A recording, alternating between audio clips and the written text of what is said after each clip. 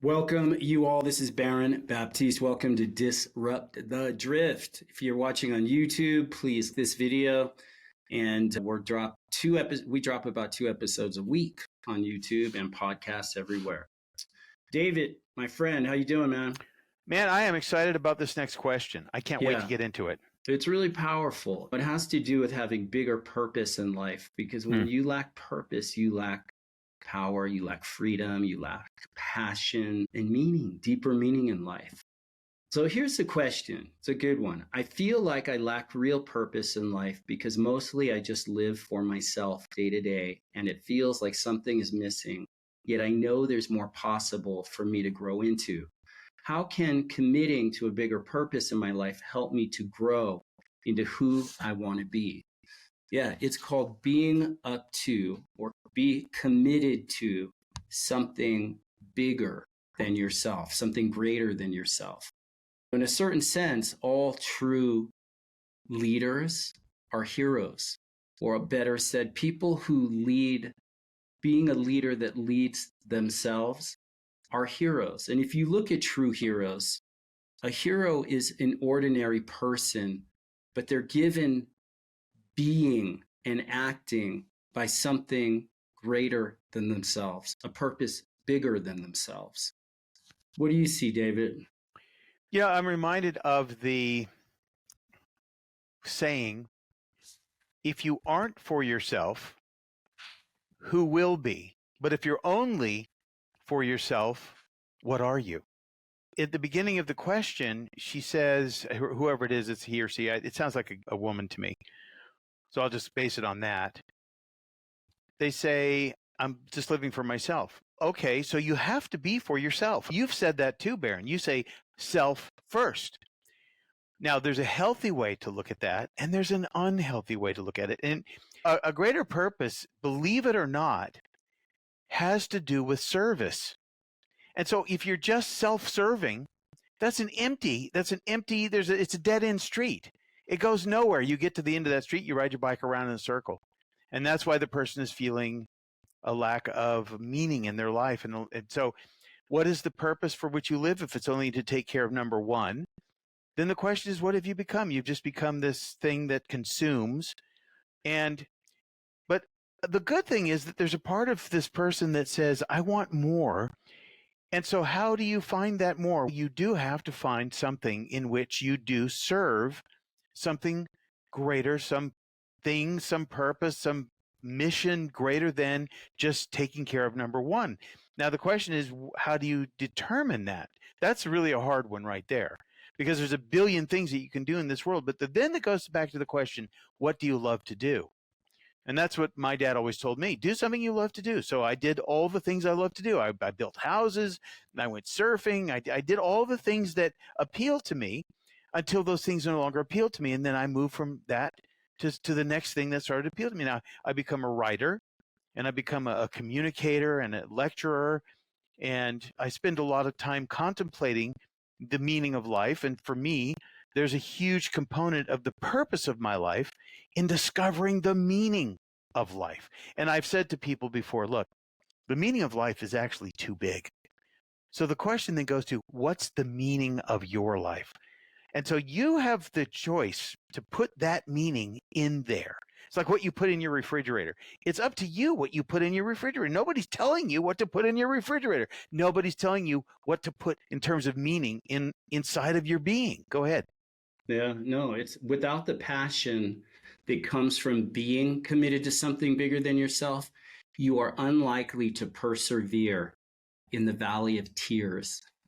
That is an inevitable experience in the lives of all true leaders and people who are up to a bigger cause in life. The valley of tears, those times that things go awry, the times when nothing goes right, when there is no way, no help is available, nothing there except what you can do to find something in yourself, the strength to persevere in the face of impossible odds kind of thing. The strength to persevere in the face of impossible odds comes from being up to something bigger than yourself, the self that just goes along day to day and exists for me, myself, and I, but having a cause greater than yourself. Because being committed to something bigger than yourself in that way leaves you with whatever it is, the passion, the energy, the inspiration, the resiliency to not sell out on your dreams or not to sell out on your calling in life. That's something bigger. What comes to mind here is crucibles.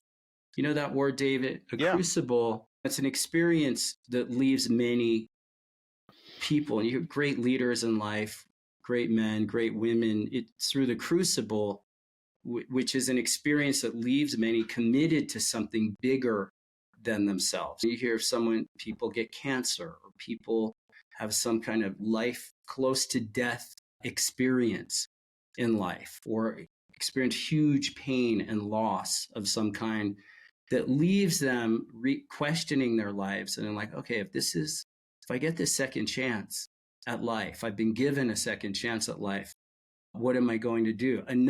What am I going to do with it? Another example is like a midlife crisis. At some point in life, we all stop measuring time from the beginning of our lives and start measuring it from the end. And that's, how much time is left? How much time do we have left in this life? And I think that can serve as a kind of a crucible point in life where you take that kind of rock bottom, and no matter how good your life is, or no matter how good you look in the eyes of others, or no matter how good you've gotten your family to look, or no matter how much wealth or fame or fitness or power you've amassed, you'll experience a profound lack of fulfillment at some point, some kind of rock bottom. And that incompleteness, that emptiness and pain expressed by that commonly occurring question that comes up for most people, which is this all there is? Is this all there is? I've done all the right things. I've amassed whatever, success. And is this all there is? But that's a critical point. And I think the person who sent in this question is like at that place. They're living their life and it's on a horizontal plane. And it's, wait, is this all there is? But no, there's something more. There's something greater. There's some kind of bigger possibility for who I can be and become in my life.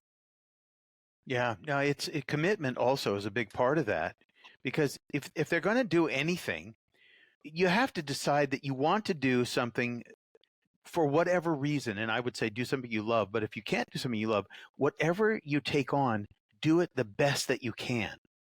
Commit to it. And because the commitment to that gets you up in the morning, it gets you for your first cup of coffee. When you look out the window, your mind begins to move toward the thing that you're going to do, whatever it may be. You start to orient yourself toward the meaning and the purpose that's contained within what you're doing. It doesn't matter what you're doing. My dad used to tell me in New York City, they used to have street sweepers. And he said to me, if you're going to let's just say you end up having to be a street sweeper, be the best street sweeper you can be. Put your mind, heart, soul into whatever it is you're doing. So I think that commitment part of it is, a lot of people are afraid to commit. And that's living for yourself means they're creating this comfort zone, this bubble in which their whole life revolves around making sure that their little needs are met. And so if you can't get out of that space of meeting your own needs, you got problems. You've got to just see something beyond these little needs that you're furnishing and nurturing and caring for. Yeah. I think it leads to each of us must make that personal choice to be a hero or not, to be committed to something bigger than ourselves or not, to go beyond the way we wound up being in our lives and have the purpose of our lives and our careers and what we do in the world be about something that makes a difference and contributes or not. In other words, to be a leader, someone who is a leader who leads themselves or not. And not everyone will choose that path. And that is certainly okay. I have a quote here by George Bernard Shaw. Mm-hmm. And it's from his play, Man and Superman. And I think it captures this idea of being committed to something bigger than oneself. So I'll read it. Okay. This is the true joy in life, the being used for a purpose recognized by yourself as a mighty one, the being a force of nature instead of a feverish, selfish little clod of ailments and grievances, complaining that the world will not devote itself to making you happy. I am of the opinion that my life belongs to the whole community, and as long as I live, it is my privilege to do for it whatever I can. I want to be thoroughly used up when I die, for the harder I work, the more I live. I rejoice in life for its own sake. Life is no brief candle to me. It is a sort of splendid torch which I have got hold of for the moment, and I want to make it burn as brightly as possible before handing it off to future generations. Boy, that's profound. That's Yeah, beautiful. pretty The nice. passion. So his whole perspective on life is you must have passion for it. You have to have this desire and appreciation every day of your life. And most people don't have that. And this is where they languish. They just linger. They stop moving downstream and But they they have stay in the eddy. access. Well, of course you do. You have you access. have to be ready or not. And that's okay. Yeah. Live with it, right? But I have the definition of crucible right here. Yes. It says a crucible is, by definition, a transformative experience through which an individual comes to a new or an altered sense of identity. Army has a saying, an army of one, and what they have to do is they have to break you down and rebuild you. So when you become a soldier, you're not just there doing what you would otherwise be doing. You're not just there to take care of your needs. You're there to serve a bigger purpose as a part of a bigger purpose.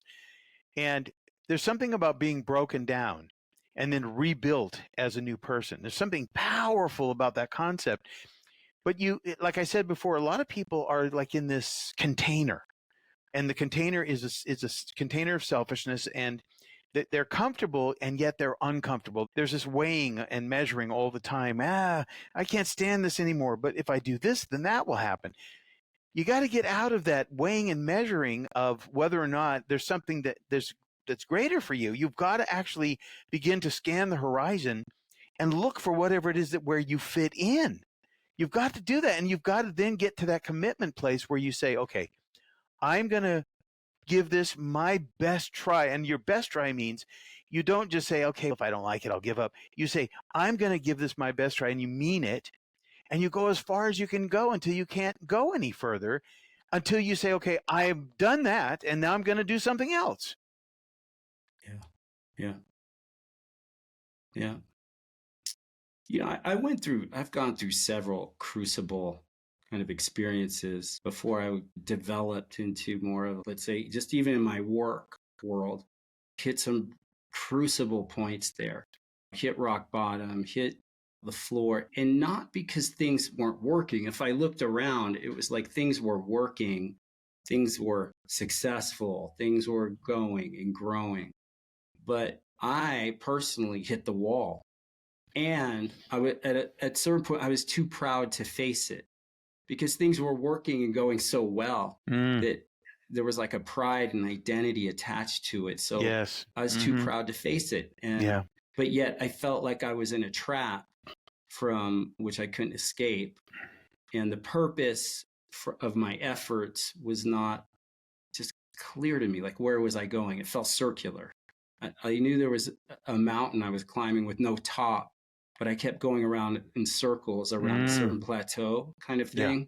Yeah. Yep. And my lack of passion, using that word, I had this passion originally to spread yoga, Baptiste yoga, across the planet.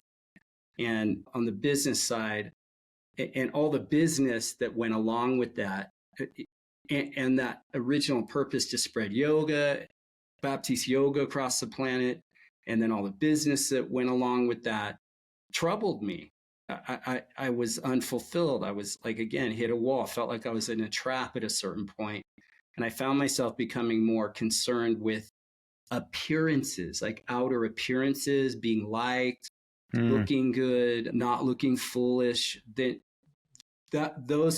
became more concerned about those things than just being my authentic self and following my authentic calling. And I kept thinking about, though, I remember at that time, I kept thinking my original vision was, I never, like I said at the beginning of this podcast, I don't want to be anyone's leader. Or did I say that in another podcast? I don't know. Yeah. But I know I say that because that's always been, I never wanted to be anyone's guru, never wanted to be anyone's leader. And when I looked around, I was growing a lot of followers by default because I was out there spreading Baptiste yoga across the planet and in a really effective way.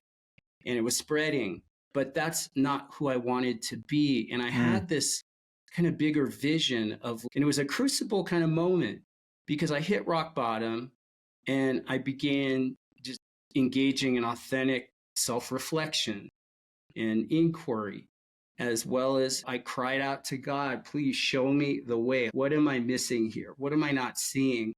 I know that there's something else. And out of that, I realized at a certain point, it hit me. I didn't want to be a leader with a lot of followers. What I wanted to do and be is a leader who caused other leaders, if that makes sense, to develop and train other leaders to do what I do. And I started doing that. And that shifted the whole kind of mission and vision of my business. And I developed trainings that best in class, best in the world. They would go out and lead these My point is, the most fulfilling thing to me was to see these other leaders grow into what I was doing and do it as effectively or more effectively as I ever did it. And that was very fulfilling. It was like passing the torch. Yeah. And I could stand shoulder to shoulder with people just like you and I do here. And that became fulfilling. And then they would open studios in their cities, and they were the most popular studios. They were popular because they were making a real difference for people's lives. And it wasn't through me, it was through them. I was the genesis, but I handed off the torch. That became that, but I had to go through that crucible period of time, the crucible, and hit bottom. And the person who sent in this question, consider where you're at is a crucible kind of moment. Yeah. It's a pivotal moment in time for you. If you open yourself up to your creator, if you open yourself to real, genuine inquiry, be authentic about it and get real and have a come to Jesus with yourself. And yeah, the thing with getting committed is you have to be responsible. And a lot of people, you don't want to get committed because that means you'll have to be at issue with your comfort. That's it. Yeah. That's it. No, what you just laid out was very deep and I'm grateful for what you just said. Yeah. You all, thank you again for listening. Again, if you're watching on YouTube, please, this video helps push it out, the algorithms, so others can watch and listen as well. So do the things and you will have the power, as Emerson said. Stay blessed, stay true, stay bold. And until next time, stay at peace in yourself and share the show.